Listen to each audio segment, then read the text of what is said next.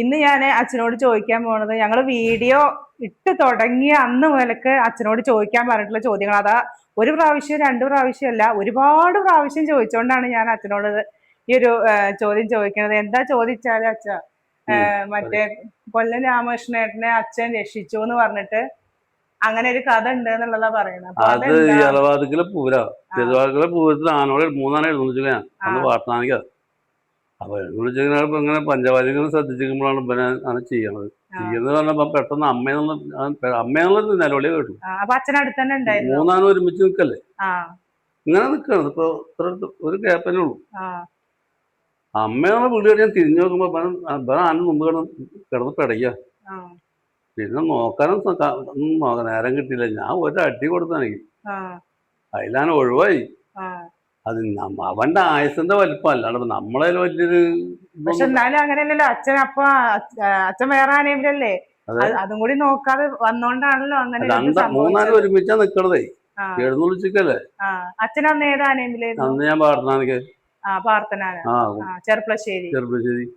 അപ്പൊ രാമകൃഷ്ണേട്ടൻ ഏത് ആനയിലായിരുന്നു? അവന്ന് ചീരമംഗലാനിക്ക്.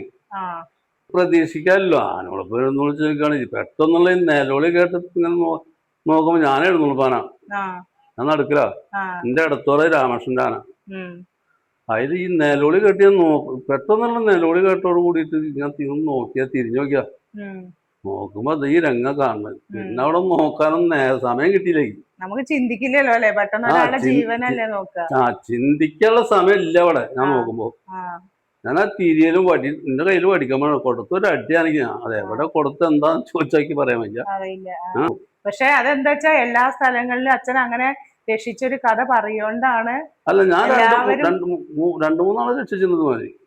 അതേപോലെ തന്നെ വേറെ പ്രാർത്ഥനാനിൽ നിന്നിട്ടുള്ള അനുഭവങ്ങൾ പറയോ, പിന്നെ പാറമേക്കാവ് പത്മനാഭന്റെ കൂടെയുള്ള അനുഭവങ്ങൾ പറയൊക്കെ പറഞ്ഞിട്ട് കുറെ ചോദ്യങ്ങള് വന്നിട്ടുണ്ട്. പിന്നെ ഞാൻ ഇതെന്താന്ന് വെച്ചാല് ഇനി ഞാനിത് ചോദിച്ചിട്ടില്ലെങ്കിൽ ചിലപ്പോ അച്ഛന്റെ ഫാൻസുകാരിന്നെ ചീത്ത പറയും. സംഗതി ഇതാണ് സംഭവം.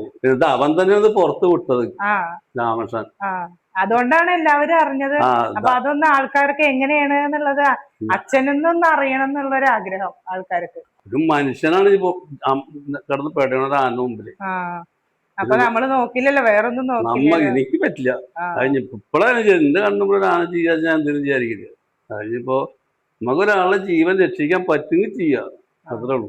അപ്പൊ ഇന്നത്തെ ചോദ്യത്തിനുള്ള മറുപടി ആയിരുന്നു ഞാൻ പ്രതീക്ഷിക്കുന്നു കേട്ടോ. അതിന് ഉത്തരം കാത്തിരിക്കണ കുറെ ആൾക്കാരുണ്ടാവും.